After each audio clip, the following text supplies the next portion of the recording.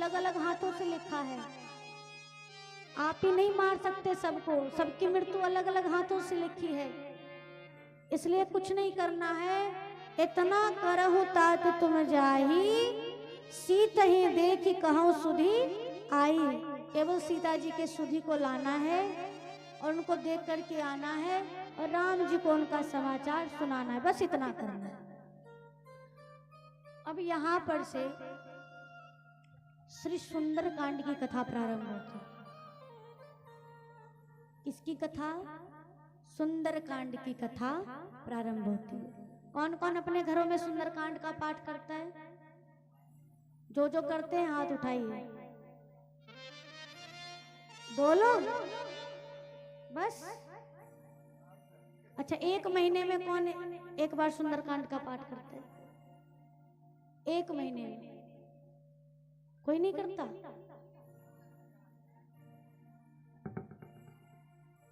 जो नहीं करता है वो किसी दिन करिए ना करिए, पर मंगलवार और शनिवार को सुंदर कांड का पाठ अवश्य करें, क्योंकि सुंदर कांड का पाठ करने से सब कार्य सुंदर ही सुंदर होते हैं।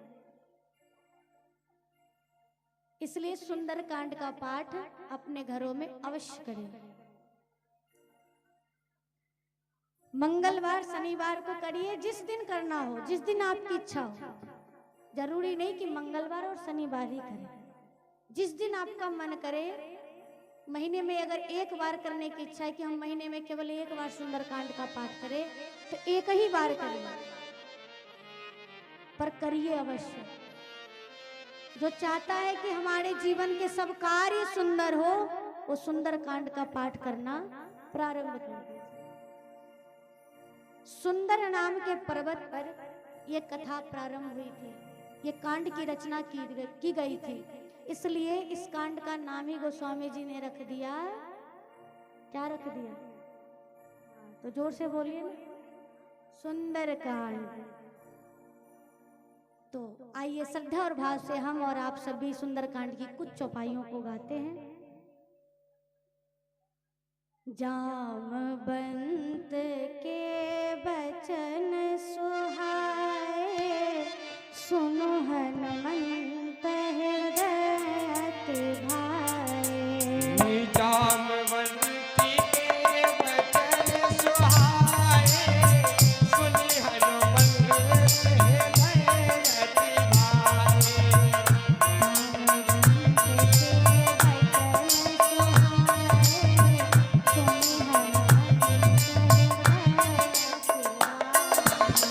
जामवंत के बचन सुहाए,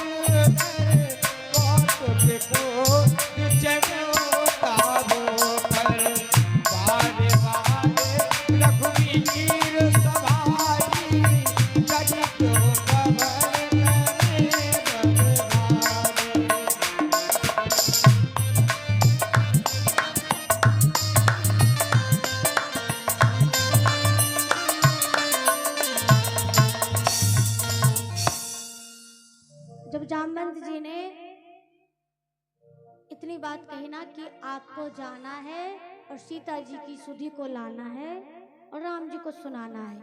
ये बात हनुमान जी को अति प्रिय लगी और हनुमान जी महाराज सभी कपि भालुओं से कहा कि सुनो, मैं जा रहा हूं इस सागर को पार करने, और इस सागर को जब पार करूंगा ना, और जब तक मैं सीता जी के सुधि को लेकर के ना लौट जाऊं, तब तक तुम लोग यहाँ से कहीं जाना मत, यहीं पर रहना। मैं जानता हूँ व्यवस्था थोड़ी ठीक नहीं है, पर किसी भी प्रकार अगर कष्ट भी थोड़ा हो ना, तो कष्ट को सह करके भी यहीं पर रहना, जाना मत। क्यों कहा? क्योंकि हनुमान जी जानते हैं कि अगर ये बिना पता लगाए हुए सुग्रीव जी के पास जाएंगे तो सुग्रीव जी इनको मार देंगे। इसलिए कहा कि आप लोग मत जाइएगा, जब तक मैं सीता जी को पता को लगा करके नहीं आ जाऊं तब तक जाना नहीं है। और इसलिए भी कहा कि जाना नहीं है। हनुमान जी जानते हैं कि मैं कार्य को पूर्ण करके आऊंगा, और अकेले अगर राम जी के पास जाऊंगा तो राम जी सोचेंगे कि मैंने ही सब किया है। अगर सबके साथ जा करके कहूंगा कि सीता जी की सुधि को लेकर के जाऊंगा तो राम जी सोचेंगे कि सबने मिलकर ये कार्य किया है, सबको यश प्रदान होगा।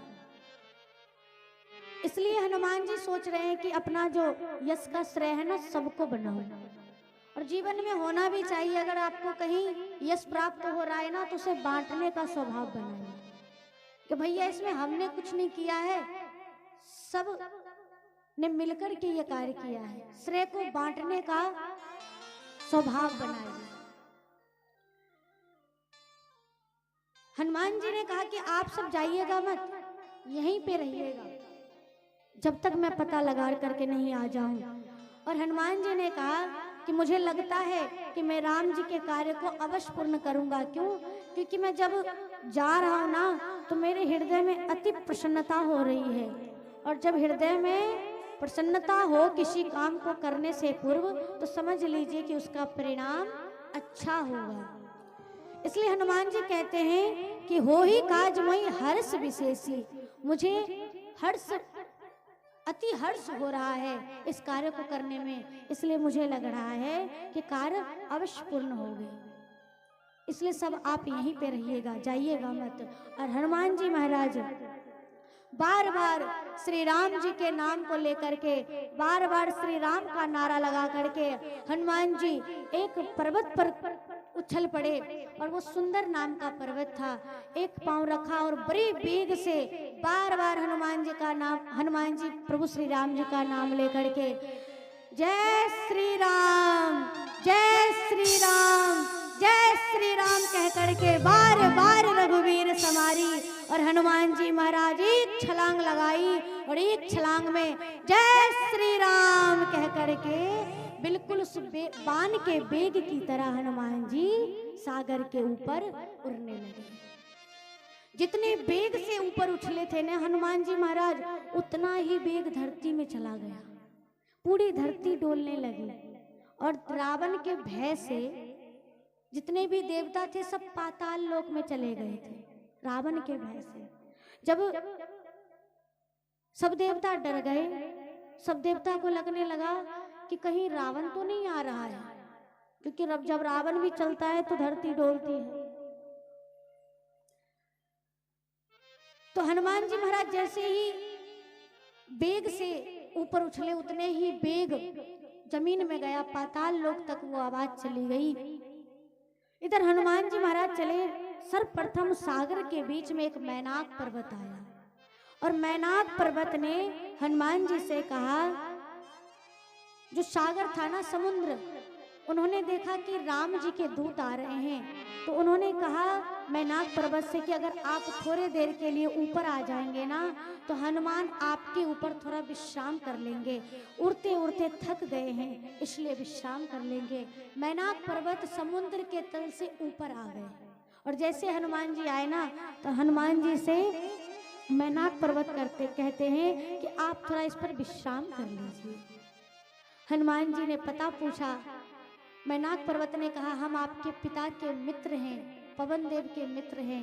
और पिता का मित्र किसके समान होता है? पिता के समान। तो हनुमान जी ने विचार किया कि पिता के मित्र हैं, पिता समान हैं, इसलिए चरणों में प्रणाम किया। मैनाक पर्वत को केवल स्पर्श किया है। हनुमान तेहि परसा कर पुणे कीन प्रणाम। हनुमान जी ने मैनाक पर्वत को प्रणाम किया और कहा मैं विश्राम नहीं कर सकता। क्यों? राम काजू कीन्हे बिनु मोहि कहाँ विश्राम। मैं जब तक राम जी के कार्य को ना कर लूं तब तक मुझे विश्राम मिलने वाला नहीं है। इसलिए हनुमान जी महाराज ने मैनाक पर्वत को प्रणाम किया और प्रणाम करके हनुमान जी महाराज आगे बढ़ पड़े। जैसे ही आगे बढ़े तो आगे ही उस सागर में सुरसा मिली। सुरसा नाम अहिन के माता। जब हनुमान जी बेग से ऊपर उठे ना, उतना बेग जब धरती में गया था तो सारे देवता को पता चल गया हनुमान जी जा रहे हैं। तो हनुमान जी ने नाग की माता सुरसा को भेजा है कि आप जा करके हनुमान के बल बुद्धि का पता लगाइए कि ये भगवान के कार्य को पूर्ण करेंगे कि नहीं करेंगे। सुरसा आई है और सुरसा मुख फैलाए समुद्र में बैठी है। और सुरसा के पास जैसे हनुमान जी गए, सुरसा कहने लगी आजू सुरन मोहि दीन आहारा। आज सुरन मोहि दीन आहारा। आजू सुरन मोहि दीन आहारा। आज सुरन मोहि दीन आहारा। सुनत बचन कहा पवन कुमारा। सुनत बचन कहे पवन कुमारा। सुनत बचन कहा पवन कुमारा। सुनत बचन कहे पवन कुमारा। हनुमान जी महाराज जैसे गई, सुरसा ने कहा कि आज देवताओं ने मुझे अच्छा भोजन दिया है, बहुत दिनों से भूखी हूँ और आज इस बंदर को खा करके मैं अपना भूख समाप्त करूंगी। और जैसे ही हनुमान जी ने देखा रही है तो मैं खाने की बात कर रही हूँ। जिस देवता का काम, जिस भगवान का काम मैं करने जा रहा हूँ, वही भगवान ने आज इसको खाने को दे दिया, मुझे ही आहार बना के भेज दिया। जैसे ही सुरसा ने कहा मैं आपको खाऊंगी, हनुमान जी ने कहा सुनो, आपको खाना है तो बस कुछ क्षण का वेट करो। हम जाएंगे, राम जी के कार्य को पूर्ण करेंगे और राम जी के कार्य को पूर्ण करने के बाद मैं स्वयं कहता हूँ, मैं स्वयं आकर के आपका भोजन बन जाऊंगा।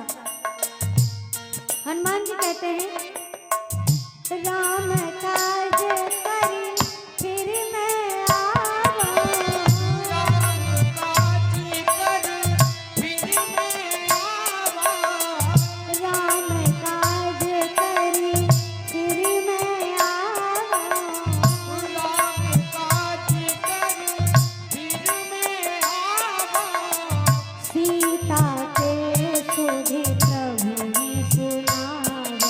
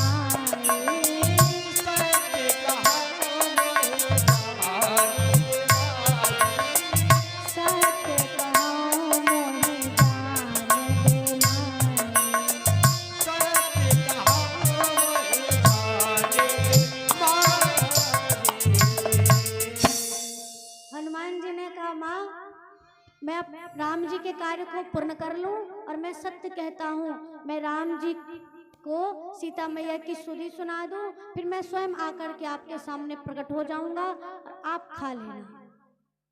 सुरसा कहती, अच्छा मैं इतनी मूर्ख हूं क्या कि सामने आए हुए भोजन को टाल दूं?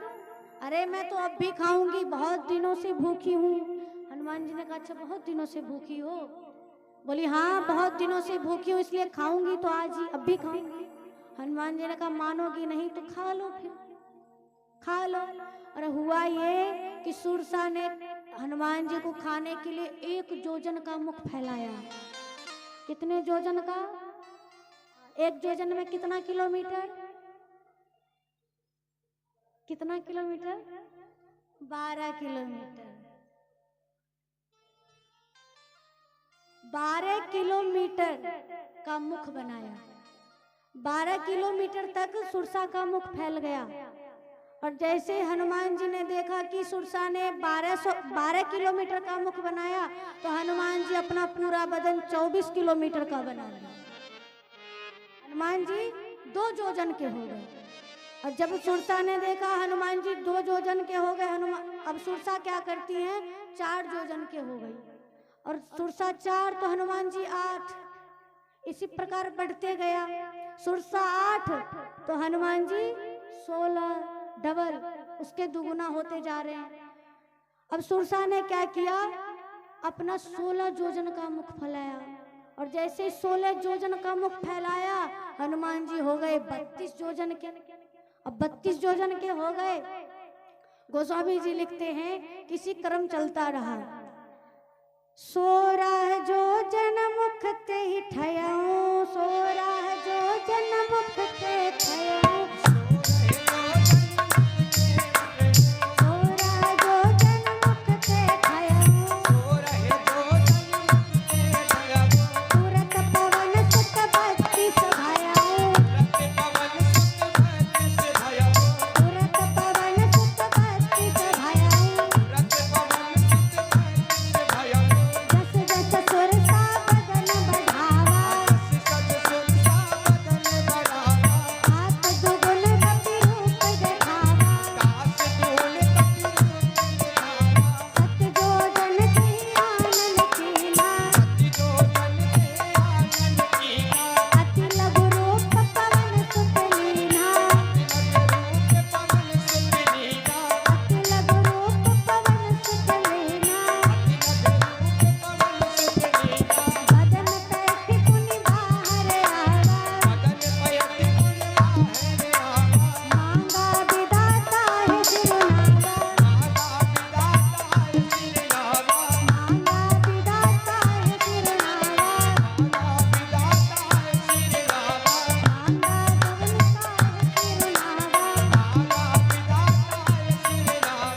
मांगा विधाता है सिरुनावा। ये क्रम चलता रहा।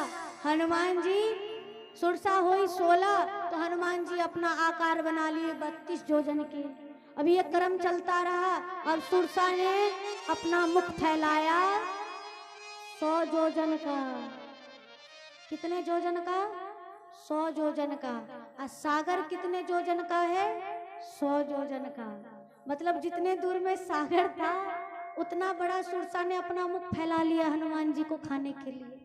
हनुमान जी सोचने लगे कि जितना बड़ा समुद्र है, उतना बड़ा तो इसने मुख ही बना लिया है।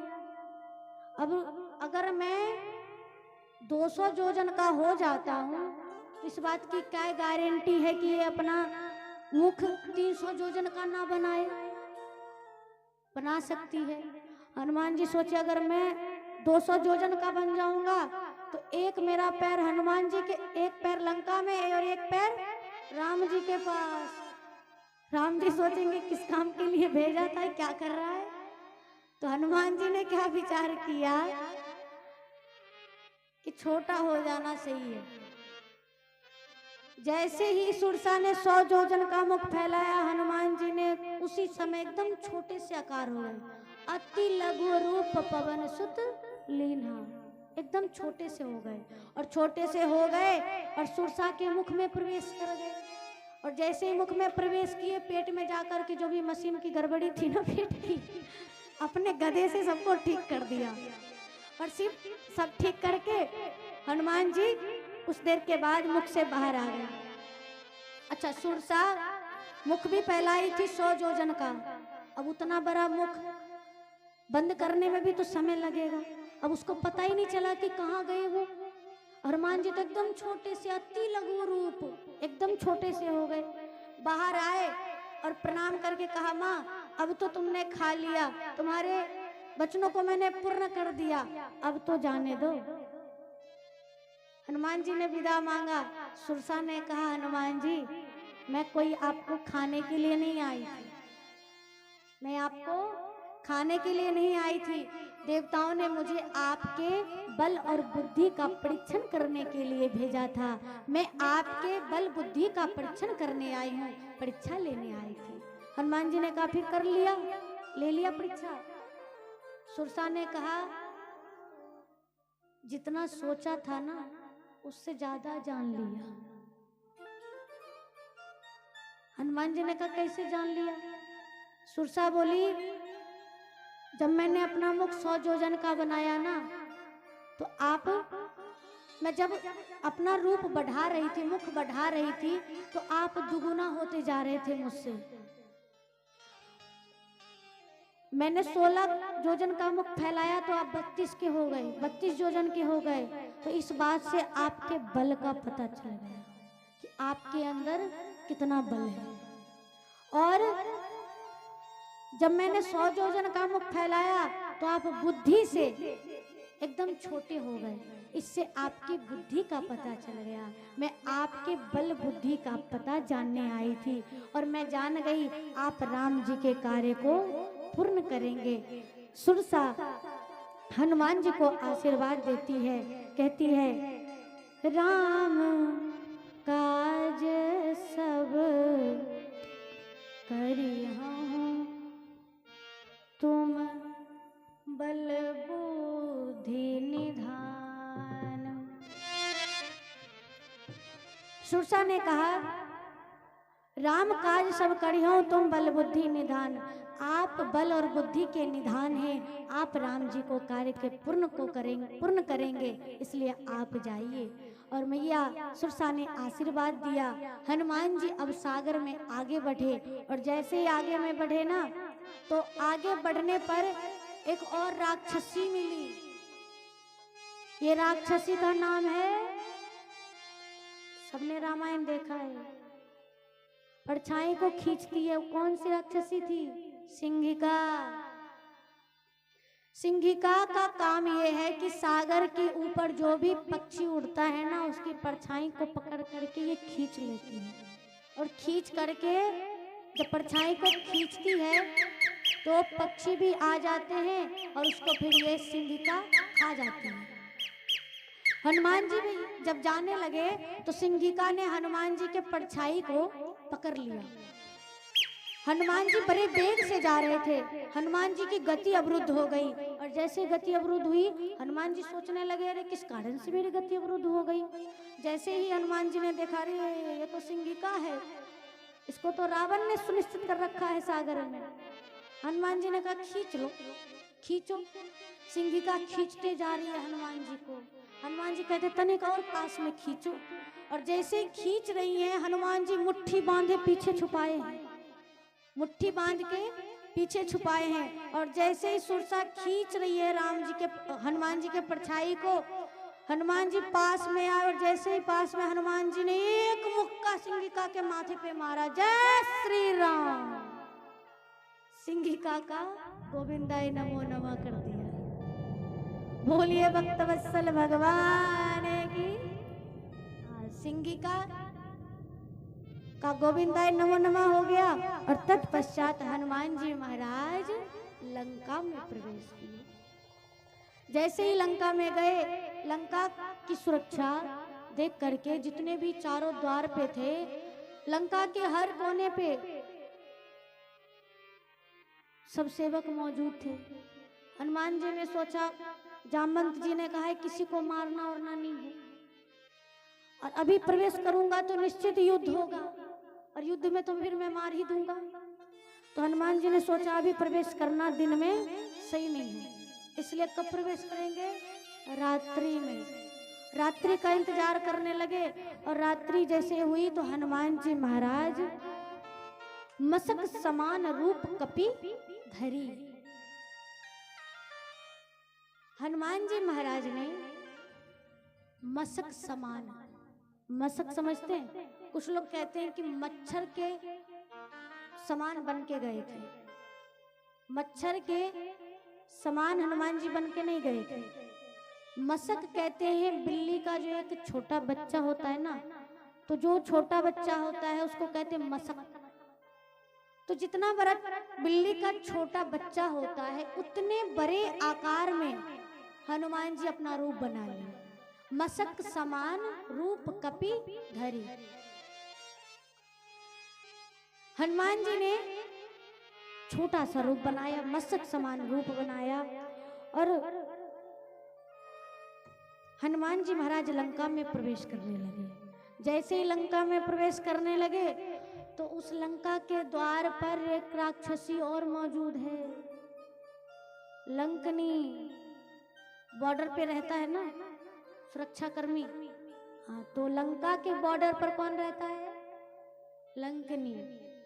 ये लंकनी लंका के बॉर्डर पे रहती है, और जैसे ही हनुमान जी लंका में प्रवेश करने लगे तो लंका की जो लंकनी थी उसकी दृष्टि पड़ गई हनुमान जी पे, और जैसे ही हनुमान जी पे दृष्टि पड़ी तो लंकनी चिल्लाई कि अरे दुष्ट, कौन है चोर जो रात्रि में प्रवेश करता है? तुम जानता नहीं, जाने नहीं मरम सठ मोरा, मोर आहार जहां लगी चोरा। जहां तक चोर है ना, जो भी रात्रि में प्रवेश करता है चोरी की तरह, वो सब मेरा क्या है? आहार है। जाने नहीं मरम सठ मोरा, मोर आहार जहां लगी चोरा। जितने भी चोर हैं सब मेरे आहार हैं। हनुमान जी ने कहा अच्छा, जितने भी चोर हैं सब तुम्हारे आहार हैं? बोली हाँ, जितने भी चोर हैं सब मेरे आहार हैं। हनुमान जी ने कहा अब तक अपने रावण को नहीं खाई, सबसे बड़ा चोर तो वही है। अभी तक अपने राजा को नहीं खाई, सबसे बड़ा चोर तो तुम्हारा राजा है।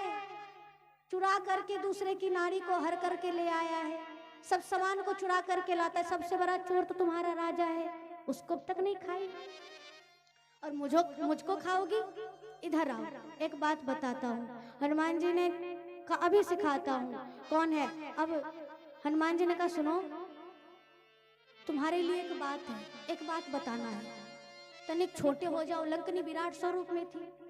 अब लंकनी जैसे ही हनुमान जी के पास आए, हनुमान जी ने फिर से मुक्का बांधा और एक मुक्का जय श्री राम कह करके लंकनी को जमीन पर गिरा दिया।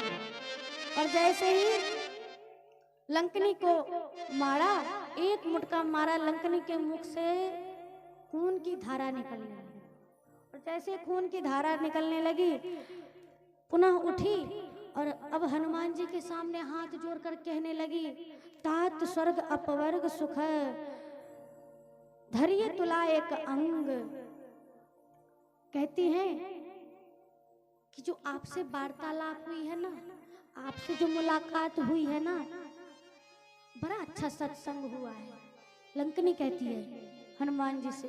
हनुमान जी ने कहा कि मुलाकात की मुक्कालात, मुलाकात की मुक्कालात।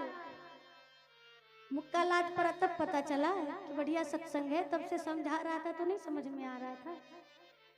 लंकनी ने कहा वरदान ही मिला था मुझे, जब ब्रह्मा जी ने इस लंका में मुझे भेजा ना, तो मैंने पूछा था कि लंका का काल कब तक चलेगा, तो ब्रह्मा जी ने कहा था जिस दिन तुम राम जी के दूत एक कपि के मारने से जब तुम व्याकुल हो जाओ तो उस समय समझना कि लंका का अंत समय आ चुका है, रावण का विनाश का समय आ चुका है।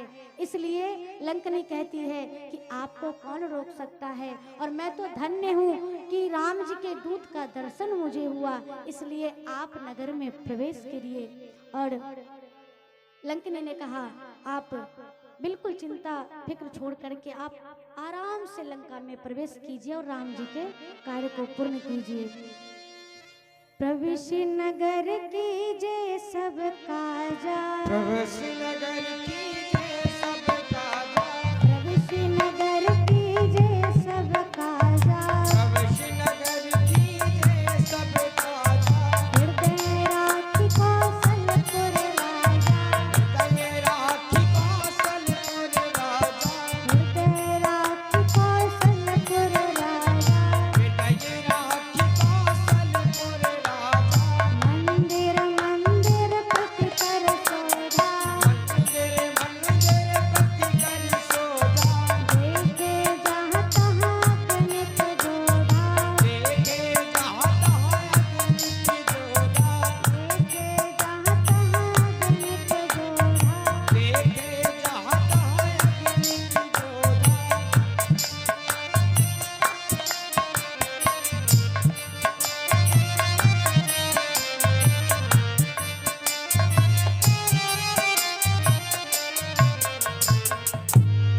हनुमान जी महाराज से लंकिनी ने कहा आप लंका में प्रवेश करिए और लंका में हनुमान जी महाराज प्रवेश किए और मंदिर मंदिर प्रति कर शोधा, देखे जहाँ तहाँ अगणित जोधा। शयन किए देखा कपिते ही,